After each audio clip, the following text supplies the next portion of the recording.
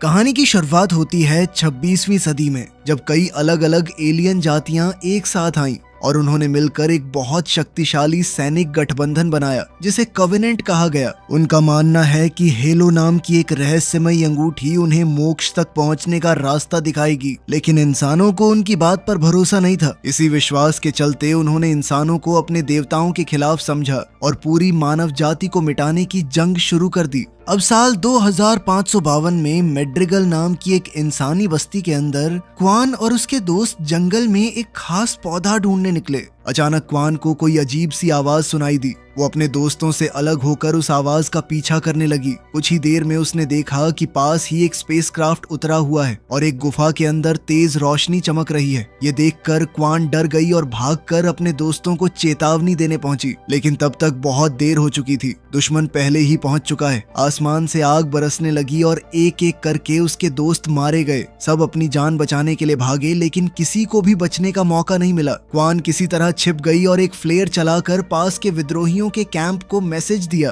Camp के लोग तुरंत अपनी रक्षा की तैयारी में लग गए। क्वान भी पूरी ताकत से भागती हुई कैंप के अंदर पहुंच गई, बिल्कुल उस वक्त जब उसके दरवाजे बंद किए जा रहे थे। उसने अपने पिता को बताया कि हमला करने वाले आम सैनिक नहीं थे, लेकिन उन्होंने उसकी बात पर विश्वास नहीं किया। उन्होंने क्वान को बाकी नागरिकों के साथ सुरक्षित जगह पर छिपने भेज दिया। थोड़ी ही देर में हमला शुरू हो गया। कैंप का मेन दरवाजा उड़ा दिया गया और कई भयंकर एलियंस अंदर घुस आए। इंसानों के हथियार उनके सामने लगभग बेकार साबित हुए। हर तरफ लोग मारे जा रहे हैं। ये सब देखकर क्वान और ज्यादा देर छिप नहीं पाई और अपने पिता को ढूंढने बाहर निकल आई। इसी फैसले ने उसकी जान बचा ली। कुछ पल बाद एक एलियन ने बंकर का दरवाजा खोला और अंदर मौजूद सब लोगों को मार दिया। इसी दौरान आसमान से एक स्पेसक्राफ्ट उतरा और उसमें से स्पार्टन्स आए। ये जेनेटिकली बदले गए सुपर सोल्जर्स हैं। उनकी तकनीक, उनका आर्मर और उनके हथियार एलियंस से टक्कर लेने के लिए बनाए गए हैं। स्पार्टन्स ने आते ही जंग का रुख बदल दिया। क्वान धमाकों और गोलीबारी के बीच भागती रही। वो एक ट्रेलर में छिप गई, लेकिन एक एलियन ने उसे ढूंढ लिया। जैसे ही एलियन उस पर हमला करने वाला था, मास्टर चीफ ने दूर से एक सही निशाना लगाया और एलियन को मार गिराया। बाकी बचे एलियंस को स्पार्टन्स ने घेर लिया और मिलकर उनका काम तमाम कर दिया। जब क्वान अपने पिता के पास लौटने लगी, तब अचानक एक जख्मी एलियन जो अब तक जिंदा था उस पर टूट पड़ा। क्वान के पिता उसकी रक्षा के लिए बीच में आ गए, लेकिन एलियन ने अपनी एनर्जी ब्लेड से उन्हें मार दिया। मास्टर चीफ ने तुरंत हमला करके उस एलियन को भी खत्म कर दिया। क्वान अपने परिवार की अकेली बची हुई सदस्य है। स्पार्टन्स फिर उस रहस्यमयी स्पेसक्राफ्ट को ढूंढने निकल पड़े। क्वान शोक में डूबी हुई है, लेकिन जब उसने देखा कि अब उसके पास कोई नहीं बचा, तो उसने भी उनका पीछा करने का फैसला किया। स्पार्टन्स उस गुफा में पहुंचे जहां क्वान ने पहले रोशनी देखी थी। उन्हें पता नहीं है कि एक बचा हुआ एलियन चुपके से उनका पीछा कर रहा है। गुफा के अंदर उन्होंने देखा कि कवेनेंट वहां किसी चीज की खुदाई कर रहा है। मास्टर चीफ को दीवार पर एक रहस्यमयी आर्टिफैक्ट मिला। जैसे ही उसने उसे छुआ, पूरी गुफा रोशनी से जगमगा उठी। अचानक उसके सामने एक दृश्य आया। उसने एक परिवार को पिकनिक मनाते देखा और एक सफेद कुत्ता उनके आसपास दौड़ रहा है। उसी वक्त उसकी साथी स्पार्टन ने उसे उस चीज से अलग किया और वो दृश्य तुरंत गायब हो गया। तभी उनकी नजर उस बचे हुए एलियन पर पड़ी। वो उसके पीछे भागे, लेकिन एलियन ने अपनी अदृश्य होने की तकनीक का इस्तेमाल किया और सबकी नजरों से बचकर निकल गया। बाहर पहुंचते ही वो क्वान से टकराया, जिसकी वजह से क्वान बेहोश हो गई। एलियन अपने स्पेसक्राफ्ट तक पहुंचकर वहां से निकल गया। दूसरी तरफ यूएनएससी में डॉक्टर हॉल्सी ने एडमिरल परनगॉस्की को मना लिया कि इस अवशेष की जांच की जानी चाहिए, लेकिन जाते वक्त एडमिरल ने देख लिया कि हॉल्सी एक ऐसे प्रोजेक्ट पर काम कर रही है जिसे रोकने का आदेश दिया गया है। उन्होंने उसे तुरंत बंद करने को कहा। हॉल्सी एक छुपे हुए कमरे में गई जहां एक कैप्सूल के अंदर एक अजीब शरीर पड़ा है। वो उसे नष्ट करने वाली है, लेकिन आखिरी पल पर रुक गई। इसी बीच कवेनेंट के हेडक्वार्टर्स में हायरार्क नाम का नेता मेकी से मिला। मेकी कवेनेंट के बीच पली बड़ी इकलौती इंसान है। उसी ने अवशेष की जगह पहले बताई थी। जब उसे पता चला कि कोई और भी उस अवशेष को एक्टिव कर सकता है, तो वो हैरान रह गई। बाद में क्वान की आंख खुली और उसने खुद को स्पार्टन स्पेसक्राफ्ट में पाया। डॉक्टर मिरांडा का एक होलोग्राम उसके सामने आया। मिरांडा ने उससे कहा कि वो एक वीडियो रिकॉर्ड करे और सब मानवीय बस्तियों को कवेनेंट के खतरे के बारे में बताए। मिरांडा चाहती है कि इंसान आपस की लड़ाई भूलकर एकजुट हो जाएं, लेकिन क्वान ने साफ मना कर कर दिया। उसका कहना है कि अगर उसकी बस्ती को आजादी मिलेगी तभी वो मदद करेगी। बाद में मास्टर चीफ ने क्वान को खाना दिया और बातचीत के दौरान एक सच सामने आया। क्वान की मां को सालों पहले मास्टर चीफ ने ही मारा था। ये बात सुनकर माहौल और तनावपूर्ण हो गया। इसी बीच मास्टर चीफ को एक संदेश मिला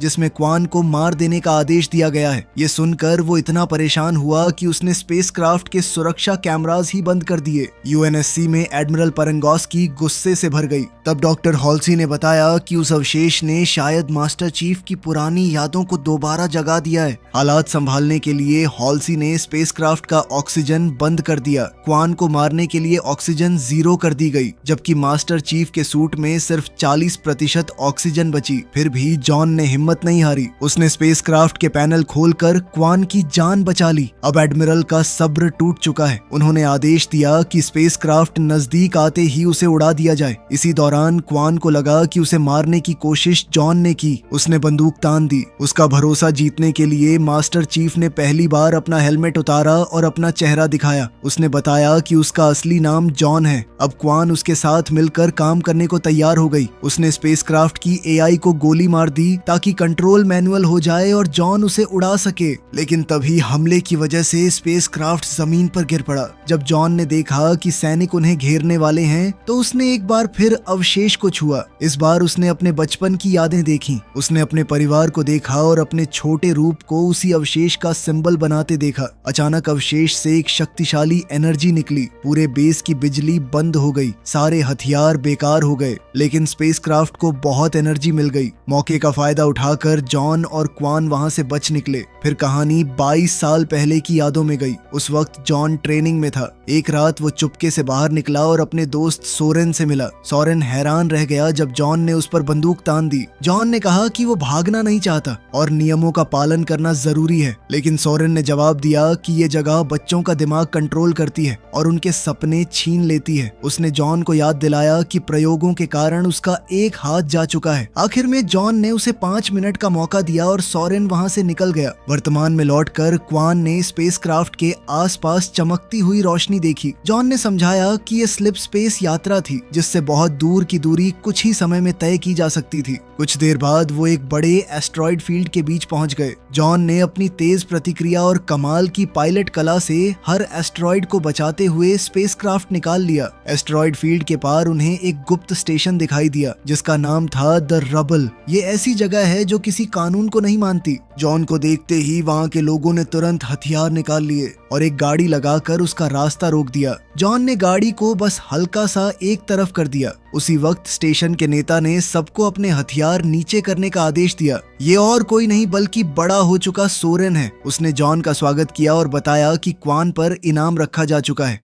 दूसरी तरफ यूएनएससी में एक खास बैठक बुलाई गई। सभी अधिकारी जॉन को खत्म करने की बात कर रहे हैं, लेकिन डॉक्टर हॉल्सी ने पेरेंगोस्की की इच्छा के खिलाफ जाकर अपना नया प्रोग्राम सामने रखा। इसका नाम है कॉर्टाना। हॉल्सी के मुताबिक ये ह्यूमन डेवलपमेंट का अगला चरण है। कॉर्टाना एक ऐसी एआई है जो स्पार्टन्स की सोच पर कंट्रोल पाकर उन्हें और ज्यादा आज्ञाकारी बना सकती है। ऊपर से दबाव बढ़ रहा था तो पेरेंगोस्की को भी ना चाहते हुए मानना पड़ा। इसी दौरान मैड्रिगल पर विंशर ग्राथ ने अपनी पकड़ मजबूत करनी शुरू कर दी। उसने क्वान के पिता से जुड़े सभी विद्रोहियों को मरवा दिया। जब एक ड्रोन उसके ऊपर से गुजरा तो उसने उसे भी गिरा दिया ताकि क्वान उस पर नजर न रख सके। बाद में जॉन और क्वान ने सोरेन को वो रहस्यमयी चीज दिखाई। सोरेन ने उसे छुआ लेकिन कुछ भी नहीं हुआ। तब सोरेन उन्हें रेथ नाम के एक आदमी के पास ले गया। कभी कवेनेंट ने उसे कैद करके रखा था। जैसे ही रेथ ने उस वस्तु को देखा उसने उसे पहचान लिया। उसने बताया कि ये कवेनेंट के धर्म की बहुत जरूरी चीज है। कवेनेंट पूरी गैलेक्सी में इसके और टुकड़े ढूंढ रहा है। रेथ ने भी उसे छुआ लेकिन फिर भी कुछ नहीं हुआ। उसने बताया कि कुछ चुनिंदा लोग हैं जो इस चीज को एक्टिवेट कर सकते हैं।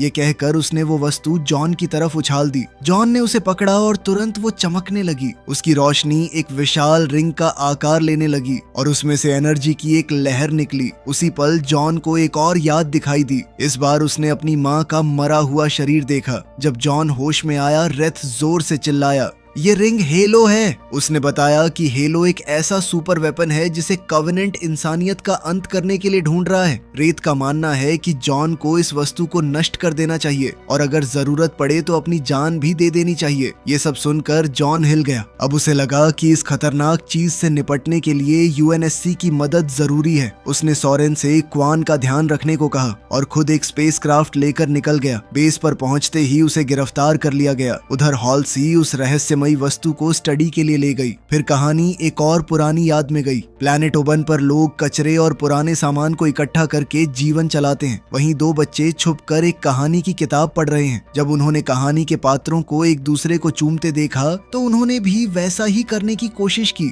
लेकिन तभी सुरक्षा कर्मियों ने उन्हें देख लिया। वो दोनों बच्चों के पीछे भागे। लड़के को पकड़कर उन्होंने इतनी बुरी तरह पीटा कि उसकी मौत हो गई। फिर उन्होंने लड़की को भी सताना शुरू कर दिया, लेकिन उसी वक्त कवेनेंट के एलियंस वहां आ गए। उन्होंने सुरक्षा कर्मी को धक्का दिया और उस लड़की को अपने साथ ले गए। पता चलता है कि ये छोटी लड़की आज के दिन की मेकी ही है। उसने कवेनेंट के नेताओं को बताया कि अब वो खुद जॉन और उस वस्तु को ढूंढने निकलेगी।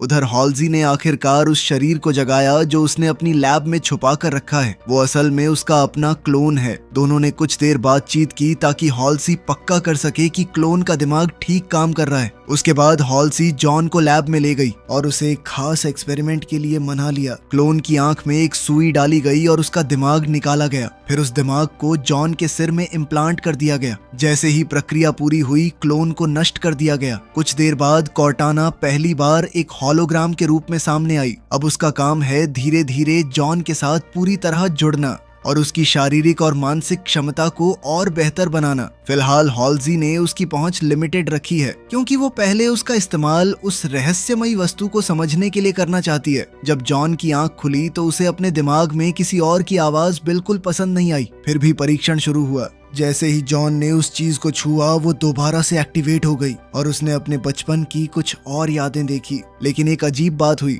जब भी जॉन उन यादों में होता कॉर्टाना उन्हें देख नहीं पाती। बाद में जॉन ने डेटाबेस में अपने अतीत से जुड़ी जगह ढूंढने की कोशिश की। कॉर्टाना उसकी मदद करती रही, लेकिन किसी भी नाम को देखकर उसे कोई एहसास नहीं हुआ। सिर्फ वही वस्तु है जो उसके अंदर कुछ जगाती है। तब कॉर्टाना ने उसे याद दिलाया कि उसका इमोशनल रेगुलेटर उसकी भावनाओं को दबा कर रखता है। ये सुनकर जॉन ने उसे निकालने का फैसला किया। जब कॉर्टाना ने हॉल्जी को चेतावनी देनी चाहिए, हॉल्जी ने मना कर दिया। उसने कहा कि कॉर्टाना जॉन की मदद करे ताकि वो उसे दोस्त समझे, जासूस नहीं। कॉर्टाना के निर्देशों पर जॉन ने छुरी की मदद से रेगुलेटर निकाल दिया। उसे पता नहीं है कि उसकी साथी स्पार्टन काई छुपकर ये सब देख रही है। रेगुलेटर हटने के बाद जॉन पहली बार सच्ची भावनाओं को महसूस करने लगा। वो बेस के बाहर निकला और दुनिया को एक नए नजरिए से देखने लगा। कला, लोग और आसपास की हर चीज अब उसे अलग लगने लगी है। तभी उसकी नजर एक कुत्ते पर पड़ी। उस कुत्ते ने उसे फिर उस रहस्यमयी वस्तु की याद दिला दी। वो तुरंत लौटकर उस वस्तु के पास गया और उसे फिर छुआ। अब उसने देखा कि बचपन में वो बार बार उस वस्तु का चित्र बनाया करता था।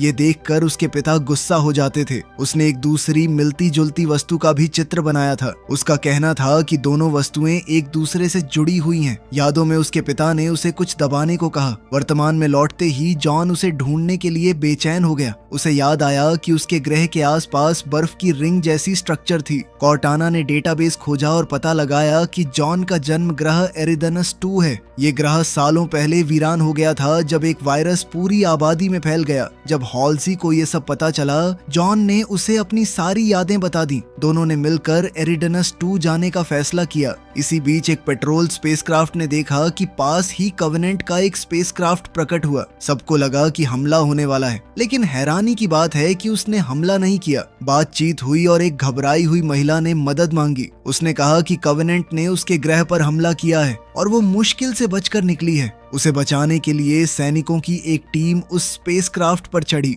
लेकिन ये मेकी का बिछाया हुआ एक जाल था। उसने अजीब जीव छोड़ दिए जो तुरंत सैनिकों को मारने लगे। फिर मेकी ने उनके लीडर से कुछ पूछताछ की और जब उसने कुछ भी बताने से मना कर दिया तो उसने अपने नाखून में छुपे हथियार से उसे मार डाला। उस स्पेसक्राफ्ट में उसे कोई काम की जानकारी नहीं मिली, इसलिए उसने मैड्रिगल जाने का फैसला किया।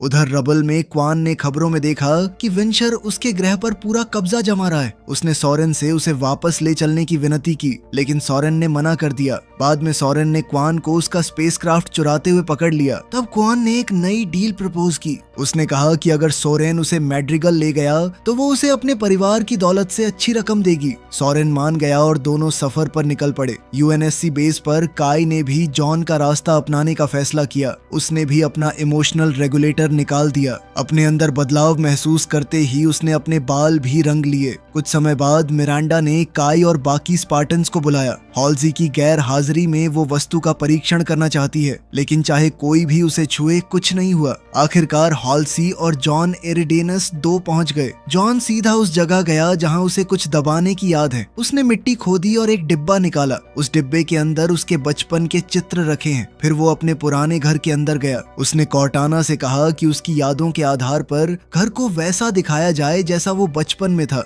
जैसे जैसे वो घर में आगे बढ़ता गया उसकी और यादें लौटने लगी और फिर उसने अपने बचपन के रूप को देखा जो लगातार चित्र बना रहा है और जिसने एक विशाल मेटल का स्ट्रक्चर खोज लिया। जॉन को जो तस्वीरें और यादें दिख रही हैं उनमें एक पुरानी गुफा नजर आई जहां छोटा जॉन अपने कुत्ते के साथ गया था। गुफा के अंदर उसने दीवार पर लगी एक अजीब चीज को छुआ और तुरंत पूरी गुफा कांप उठी। डरा हुआ जॉन वहां से भाग गया। अगली याद में डॉक्टर हॉल्सी उससे मिलने आई। अब जॉन ने हॉल्सी से पूछा कि तुम मेरे बचपन की यादों में क्या कर रही हो, लेकिन हॉल्सी ने बात टाल दी और बोली कि शायद बचपन के सदमे की वजह से उसकी यादें उलझ गई हैं। इसके बाद जॉन ने बताया कि उसे याद आ गया है कि दूसरी वस्तु कहाँ छुपी हुई है। जॉन और हॉल्सी रेगिस्तान की तरफ निकले और उसी पुरानी गुफा में पहुंचे। वहां दीवार में फंसी हुई दूसरी वस्तु मिल गई। उधर सोरेन और क्वान मैड्रिगल पहुंच गए। शहर में हर जगह क्वान के वांटेड पोस्टर्स लगे हुए हैं। दोनों उसके पिता की श्रद्धांजलि में गए। वहां क्वान ने अपने पिता के दूसरे सबसे भरोसेमंद साथी से बात की, लेकिन उसे पता चला कि क्रांति लगभग खत्म हो चुकी है। लोग डरे हुए हैं और अब विंचर की मर्जी के हिसाब से चल रहे हैं। ये सुनकर क्वान गुस्से से भर गई। उसने सबको डरपोक कहा, जिससे सिक्योरिटी का ध्यान उसकी तरफ चला गया।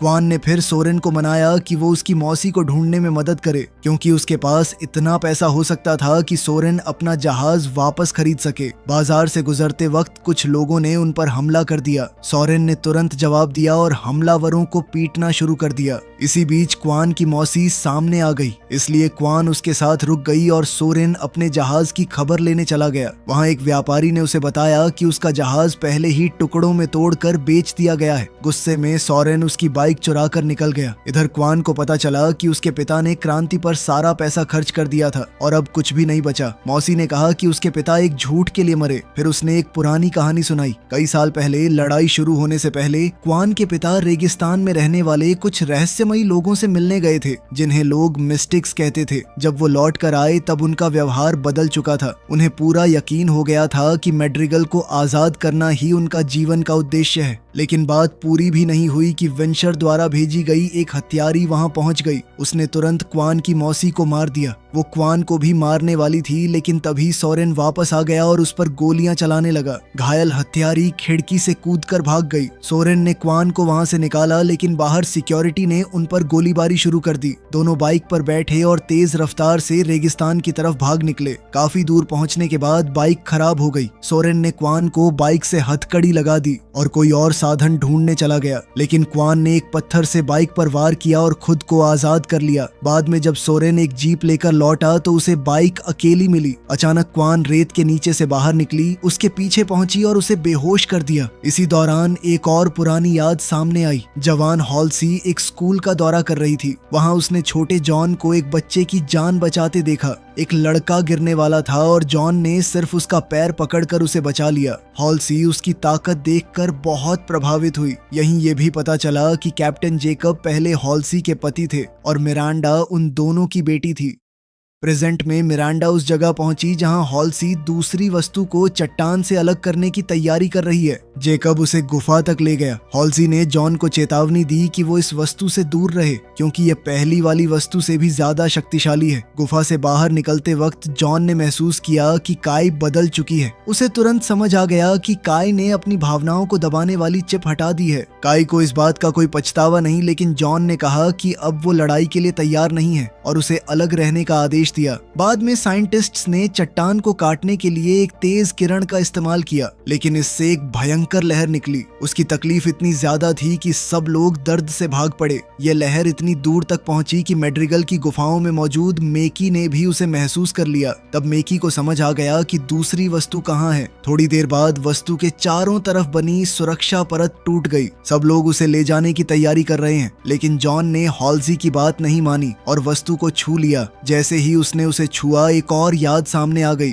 उसने देखा कि हॉल्सी ने उसे उसके घर से चुरा कर स्पार्टन ट्रेनिंग के लिए भेजा था। जॉन दर्द और गुस्से से चीख उठा। हॉल्सी उसके पास आई तो उसने तुरंत जवाब मांगा, लेकिन हॉल्सी ने कहा कि पहले वस्तु को सुरक्षित जगह ले जाना जरूरी है, बाद में बात होगी। गुस्से में जॉन ने उस पर हमला करने की कोशिश की। तब कॉर्टाना ने उसके दिमाग से जुड़े तंत्र को बंद कर दिया और जॉन बेहोश हो गया। जब जॉन की आंख खुली तब तक कवेनेंट का जहाज हमला कर चुका है। तेज गोलीबारी में उनका सबसे बेहतर जहाज तबाह हो गया। अब सबको मिरांडा के जहाज का सहारा लेना पड़ा। वैज्ञानिकों को बचाया जा रहा है। मिरांडा और हॉल्सी धमाकों से बचते हुए लोगों को सुरक्षित जगह पहुंचाने में लगी है। दूसरी तरफ स्पार्टन्स ने मैदान संभाल लिया और कवेनेंट के सैनिकों से भयंकर युद्ध शुरू हो गया। दोनों तरफ से हथियारों का इस्तेमाल हुआ और कई लोग मारे गए। इतनी मौत और तबाही देखकर काई एक पल के लिए जम गई। इसी वजह से वो दुश्मन के लिए आसान निशाना बन गई। जॉन उसे बचाने के लिए एक दुश्मन की शिप पर कूद पड़ा और उसे क्रैश लैंड करवा दिया।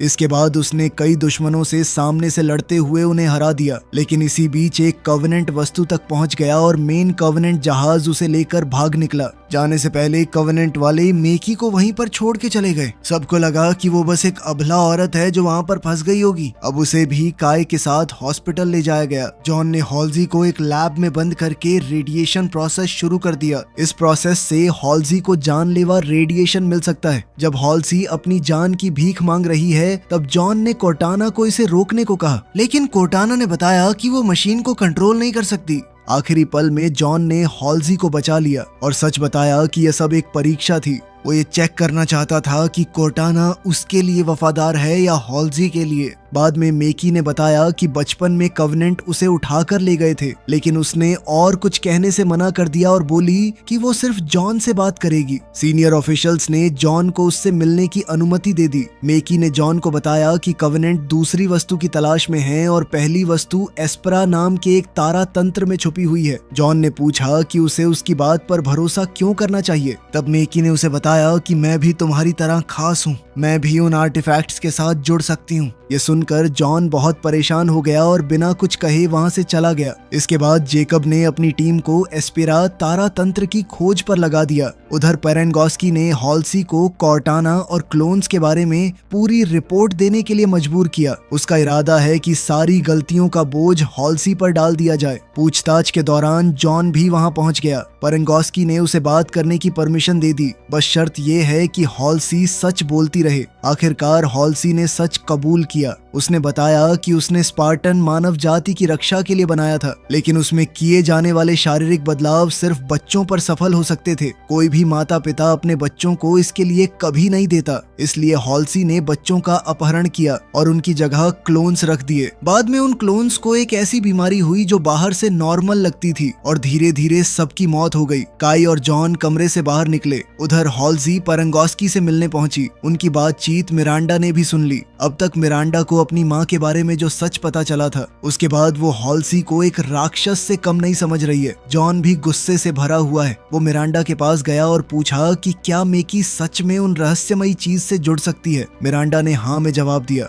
इसके बाद जॉन ने कोर्टाना से कहा कि वो उसे अपने दिमाग से निकालने का कोई रास्ता ढूंढेगा। फिर वो काई से मिला और उसे स्पार्टन प्रोग्राम के पीछे छुपे सारे सच बता दिए। जाते वक्त उसने काई से कहा कि उसे जल्दी ठीक होना होगा क्योंकि आगे उसे उसकी जरूरत पड़ेगी। उधर पेरेंगोस्की ने हॉल्सी को साफ बता दिया कि अब उसे प्रोजेक्ट से हटा दिया गया है। आगे का पूरा काम मिरांडा संभालेगी। इतना कहकर उसने सिक्योरिटी को हॉल्सी को बाहर निकालने का आदेश दे दिया। जब मिरांडा मेकी पर कुछ एक्सपेरिमेंट कर रही थी तब जॉन को अचानक बेचैनी महसूस होने लगी। वो तुरंत जांच करवाने के लिए कंप्यूटर के पास गया। जांच के दौरान उसे क्वान की एक झलक दिखाई दी, लेकिन अगले ही पल कंप्यूटर ने चेतावनी दी कि जॉन को तुरंत डॉक्टर से मिलना चाहिए। झलक भी उसी वक्त गायब हो गई। बाद में मिरांडा अपनी माँ की लैब संभालने पहुंची, लेकिन कंप्यूटर ने उसे अंदर जाने की परमिशन नहीं दी। स्क्रीन पर सिर्फ हॉल्सी का मैसेज था जिसमें उसने मिरांडा को मिलने के लिए बुलाया था। मिरांडा उससे मिलने गई और उसे हैवान बुलाने लगी। हॉल्सी ने शांत आवाज में माफी मांगी और माना कि वो कभी अच्छी माँ नहीं बन पाई। ये सुनकर मिरांडा इतनी हैरान हुई कि बिना कुछ कहे वहां से चली गई। लेकिन सच कुछ और है, हॉल्सी सिर्फ नाटक कर रही है। उसने एक खास कॉन्टैक्ट लेंस की मदद से मिरांडा की आंखों का पूरा स्कैन चुरा लिया। इस तरह उसने दोबारा स्पार्टन प्रोग्राम तक पहुंच हासिल कर ली। जब मिरांडा वापस लैब में आई तब उसे कंप्यूटर का पूरा एक्सेस मिल गया। रिजल्ट देखकर वो हैरान रह गई। जॉन और मिकी के जेनेटिक कोड्स बहुत ही रेयर हैं। इसी दौरान जॉन मिकी के पास पहुंच गया। उसने बताया कि जिस जगह का जिक्र मिकी ने किया था वहां कुछ भी नहीं मिला।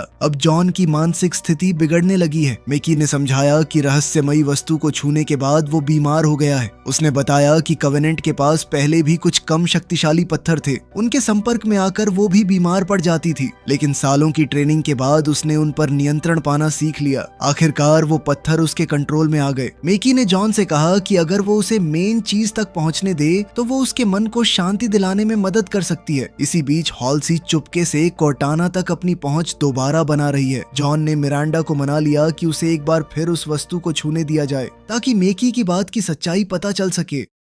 अपने कमरे में मिकी को अचानक महसूस हुआ कि कुछ बुरा होने वाला है। उसने अपने गार्ड को गिरा दिया, लेकिन उसी वक्त जॉन ने वस्तु को छू लिया। जैसे ही उसने ऐसा किया, जॉन और मिकी दोनों को जोर का दौरा पड़ा। जॉन का दिमाग डरावनी यादों से भर गया। फिर अचानक सब कुछ बदल गया। उसने खुद को मिकी के साथ एक पहाड़ी मैदान में खड़ा पाया। बाहर डॉक्टर देख रहे थे कि दोनों के बॉडी साइंस बिल्कुल एक जैसे हो गए हैं। जॉन ने आसपास देखा और समझा कि वो हेलो रिंग के अंदर हैं, लेकिन जैसे ही उसने मिकी को छुआ वो दृश्य टूट गया और दोनों वापस आ गए। उधर मैड्रिगल पर क्वान रेगिस्तान में जीप चला रही है। सफर के दौरान उसे अपने परिवार की यादें सता रही हैं। कुछ देर बाद उसे एक भयंकर रेत का तूफान मिला, फिर भी वो रुकी नहीं। तूफान के बीच उसे एक अजीब सी परछाई नजर आई। वो जीप से उतरी और उसके पास जाने लगी, लेकिन अगले ही पल कोई उसे बेहोश कर गया। जब क्वान की आंख खुली तब वो मिस्टिक्स के बीच है। वहाँ उसकी मुलाकात उनकी ट्राइब की लीडर डिजेडेराटा से हुई। डिजेडेराटा ने पहले मना कर दिया कि वो क्वान को उसके पिता का सच नहीं दिखाएगी, क्योंकि अभी वो तैयार नहीं है। लेकिन जब क्वान ने अपनी पूरी कहानी सुनाई और बताया कि यहाँ तक पहुँचने के लिए उसने क्या क्या सहा, तब उसका मन बदल गया। उसने बताया कि क्वान के पूर्वज ने रेगिस्तान में एक फ्यूल ढूंढा था जो आज भी पूरे ग्रह को ऊर्जा देता है। इसी खोज के दौरान उसकी मुलाकात एक रहस्यमयी शक्ति से हुई थी जिसने उसे उसके असली उद्देश्य के बारे में बताया था।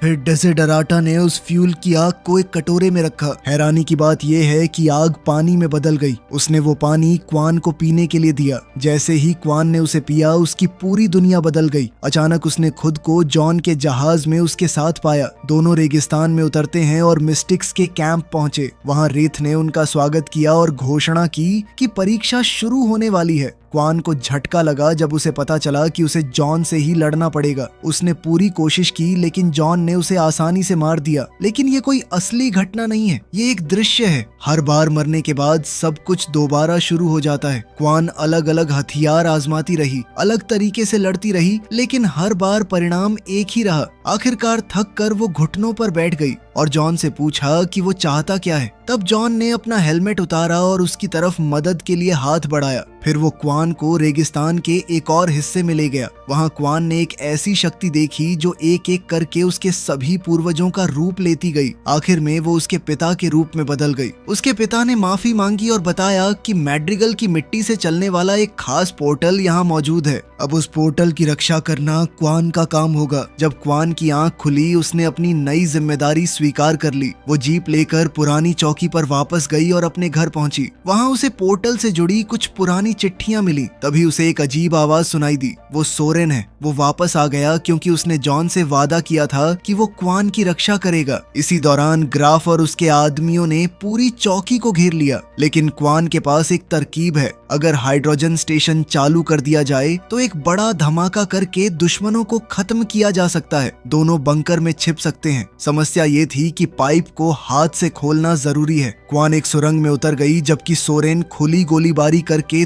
दुश्मनों का ध्यान भटकाता रहा। वो चुपके से कई सैनिकों को सामने से हराता गया। सुरंग में क्वान का सामना एक सैनिक से हुआ और दोनों लड़ने लगे। तभी सोरेन ने आकर उस सैनिक को गोली मार दी और क्वान की जान बचा ली। दोनों अलग अलग रास्तों से बंकर की तरफ बढ़े। सोरेन लगातार दुश्मनों को रोकता रहा, जबकि क्वान ने एक एलियन ग्रेनेड का इस्तेमाल करके ध्यान भटकाया। तभी ग्राफ ने सोरेन को गोली मारकर गिरा दिया और धमकी दी कि अगर क्वान बाहर नहीं आई तो वो उसे मार देगा। लेकिन क्वान को एक स्पार्टन हथियार मिल गया। उसने उससे पाइप पर निशाना लगाया और गोली चला दी। अगले ही पल एक भयंकर धमाका हुआ। आग की लपटें हर तरफ फैल गई। क्वान और सोरेन समय रहते बंकर के अंदर पहुंच गए। बाहर बचे हुए दुश्मन सिर्फ राख बनकर रह गए। बारिश ने धीरे धीरे आग को बुझा दिया। इसके बाद सोरेन ने क्वान से विदा ली। क्वान ने उसे चौकी में मिले कुछ पैसों से भुगतान किया। कुछ समय बाद हॉल्सी और कोर्टाना ने देखा कि मेकी के साथ संबंध बनने के बाद जॉन की तबीयत पहले से बेहतर हो गई है। एक दिन जॉन मेकी को घुमाने ले गया।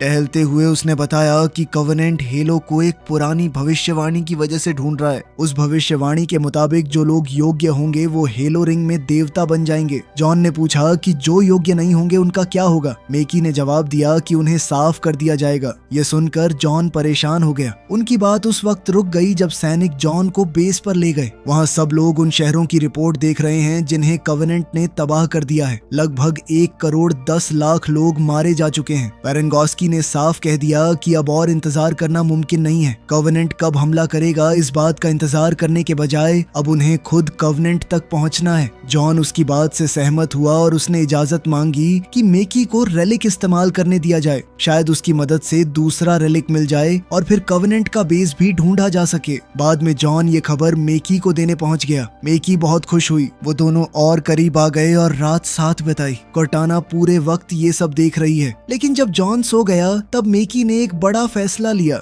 उसने अपने नाखून के अंदर छुपाया हुआ छोटा सा हथियार निकाला और उसे हटा दिया। अब उसका मन कवेनेंट के पास लौटने का नहीं है। अगली सुबह जेकब ने हॉल्सी को बताया कि पेरेंगोस्की ने हुक्म दिया है कि दोपहर से पहले उसे प्लैनेट छोड़ना पड़ेगा। जेकब के जाते ही हॉल्सी ने अपना खास लेंस इस्तेमाल किया और सिस्टम में घुसकर मेकी से संपर्क किया। हॉल्सी ने समझाया कि यूएनएससी को रेलिक्स और हेलो तक पहुंच नहीं मिलनी चाहिए, क्योंकि इंसान उनकी ताकत का गलत इस्तेमाल करेंगे और खुद को तबाह कर देंगे। उसने ये भी बोला कि जॉन और मेकी दोनों सरकार के हाथों इस्तेमाल किए जा रहे हैं। हॉल्सी ने मेकी को मनाने की कोशिश की कि वो जॉन को समझाए और रेलिक चुरा कर उसके पास ले आए। लेकिन जब हॉल्सी ने इंसानियत की असली ताकत जगाने की बात की तब मेकी को कवेनेंट के वही पुराने वादे याद आ गए जहां लोगों को देवता बनाने की बात कही जाती थी। मेकी को तुरंत समझ आ गया कि हॉल्सी भी कुछ अलग नहीं है। उसने बात वहीं खत्म कर दी। हॉल्सी ने हार नहीं मानी। इस बार उसने सीधा जॉन की स्पार्टन टीम से संपर्क किया। उसने कहा कि कमांड चेन भ्रष्ट हो चुकी है और एक खास प्रोटोकॉल चालू कर दिया। इसका मतलब है कि स्पार्टन्स अब सिर्फ हॉल्सी के हुक्म मानेंगे।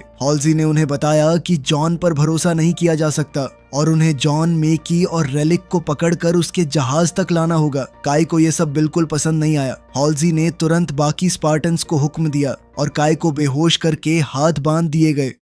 इसी बीच मिरांडा ने उस एलियन ऑडियो की जांच पूरी कर ली जो उसे पहले मेकी के हमले वाले जहाज से मिली थी। सच सामने आ गया। उस रिकॉर्डिंग में आवाज मेकी की ही है। मिरांडा सबको चेतावनी देना चाहती है, लेकिन हॉल्सी की चालाकी की वजह से उसका कम्युनिकेशन काम नहीं कर रहा। इसलिए वो दौड़कर खुद सबको बताने निकली। जॉन मेकी को रेलिक दिखाने ले जा रहा है। दोनों एक कॉरिडोर से गुजर रहे थे जहां स्पार्टन्स पहले से घात लगाकर बैठे हैं, लेकिन कोर्टाना अब जॉन की परवाह करने लगी है। उसने हॉल्सी का कनेक्शन तोड़ दिया और जॉन को जाल के बारे में बता दिया। जॉन ने मेकी को दूर भेज दिया और खुद सामने आ गया। बिना आर्मर के भी उसने अपने स्पार्टन साथियों का डटकर सामना किया। थोड़ी देर बाद काई भी आजाद हो गई और जॉन की तरफ से लड़ने लगी। उधर मेकी रेलिक रूम में पहुंची और जेकब और पेरेंगोस्की को सब कुछ बताने लगी। तभी मिरांडा वहां आ गई और उसने सच बता दिया कि मेकी ही दुश्मन है। गार्ड्स ने बिना देरी किए मेकी को पकड़ लिया और उस पर हमला कर दिया। दर्द और गुस्से में मेकी को बचपन के वो लोग याद आ गए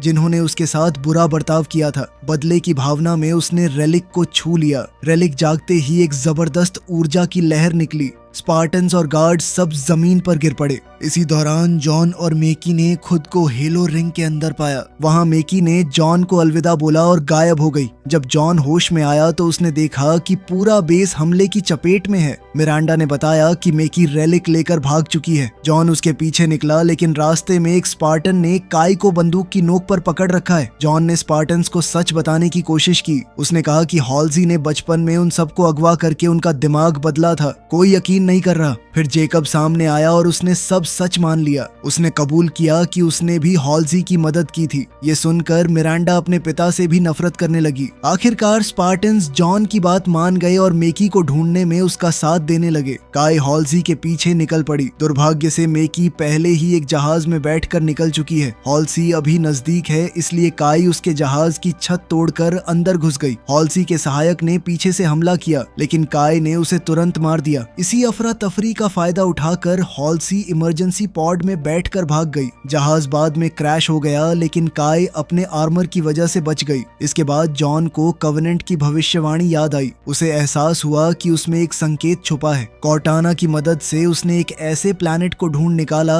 जो टूटे हुए कांच के टुकड़ों जैसा दिखता है। एक रोशनी का भ्रम उस प्लैनेट को आम नजरों से छुपा कर रखता है। स्पार्टन टीम रेलिक वापस लाने के लिए निकल पड़ी। इस दौरान जेकब के लोगों ने हॉल्जी को पकड़कर बेस पर लाया, जहां उसे मौत की सजा मिलनी है। लेकिन फिर अचानक हॉल्जी को दौरा पड़ा और उसकी नाक से खून बहने लगा। तब सच सामने आया। पकड़ी गई हॉल्जी असल में एक क्लोन है। असली हॉल्जी पहले ही बचकर निकल चुकी है। उधर मेकी कवेनेंट के पास लौट आई और दोनों रेलिक्स उन्हें दे दिए। अब हायरार्क्स अपनी ग्रेट जर्नी शुरू कर सकते हैं। मेकी ने उनसे साथ चलने की गुजारिश की और उन्होंने हाँ भी कर दी, लेकिन अकेले में वो बात कर रहे हैं कि रेलिक्स का काम पूरा होते ही मेकी को मार दिया जाएगा। जॉन और उसकी टीम नए स्टार सिस्टम की तरफ रवाना हुए। सफर बहुत मुश्किल रहा। जहाज हिलता रहा, सिस्टम खराब होते रहे और एक कमरे में आग तक लग गई। काई ने तुरंत आग बुझा दी। काफी मुश्किलों के बाद टीम अपनी मंजिल तक पहुंच गई। प्लैनेट पर उतरते ही उन्होंने गार्ड्स को चुपचाप खत्म कर दिया। किसी को खबर तक नहीं लगी, क्योंकि सारे एलियंस मंदिर के अंदर मौजूद हैं। जैसे ही दोनों रेलिक्स एक साथ रखे गए, जॉन और मेकी ने एक दूसरे की मौजूदगी महसूस कर ली। जॉन को चक्कर आया और वो अपनी छुपने की जगह से गिर पड़ा। दुश्मनों ने उसे देख लिया। हायरार्क्स को लगा कि मेकी ने इंसानों को यहाँ तक पहुँचाया है, जिसके बाद फौज को तुरंत लड़ने का ऑर्डर दे दिया गया। एक भयानक जंग शुरू हुई। स्पार्टन्स ने कई एलियंस को गिरा दिया। सबसे आगे जॉन लड़ रहा है, लेकिन जब उसका सामना उनके शक्तिशाली नेता से हुआ तब हालात बदल गए। वो एलियन बहुत ताकतवर है। धीरे धीरे उसने जॉन को दबा दिया और उसका हेलमेट तक टूटने लगा। ये देखकर मेकी रेलिक के पास दौड़ी। उसने उसे छू कर एक ऊर्जा की लहर छोड़ी जो कई एलियंस को पहाड़ी से नीचे धकेल गई। फिर रेलिक से एक रोशनी की किरण आसमान में निकली और हेलो का स्थान सामने आ गया।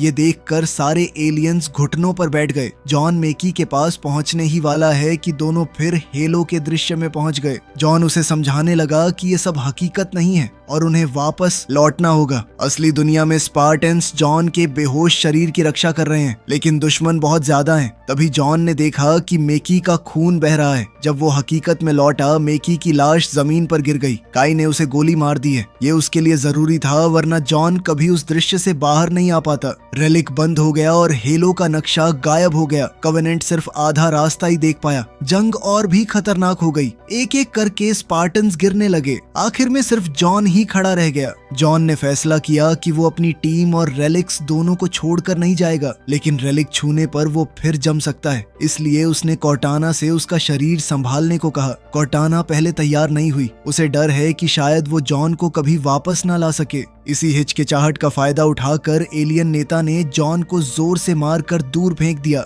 अब जॉन मौत के करीब है। आखिरकार कॉर्टाना मान गई। जैसे ही उसने जॉन के शरीर पर नियंत्रण लिया, पूरी जंग का रुख बदल गया। जॉन की ताकत और कॉर्टाना की तेज सोच मिलकर एक खतरनाक जोड़ी बन गई। कुछ ही पलों में उसने लगभग सारे एलियंस खत्म कर दिए। एलियन नेता अब भी जिंदा है, लेकिन कॉर्टाना ने दूर से स्पार्टन जहाज को नियंत्रित किया और उसी से उस नेता को गिरा दिया। फिर उसने रेलिक्स उठाए, बचे हुए स्पार्टन्स को जहाज में बिठाया और वहां से निकल गई। जहाज में फर्स्ट फर्स्ट एड किट तक नहीं है, इसलिए स्पार्टन्स ने अपने घाव गर्म लोहे और आग की मदद से बंद किए। बाद में काई जॉन को देखने आई। जॉन बिल्कुल चुप पड़ा है। फिर अचानक उसका सिर धीरे से उसकी तरफ मुड़ा। बस इतना ही, ना कोई बात ना कोई भाव। और यहीं सीजन 1 खत्म हुआ, एक बड़े सवाल के साथ। क्या जॉन वापस आ चुका है या अब उसके शरीर में सिर्फ कॉर्टाना ही बची है?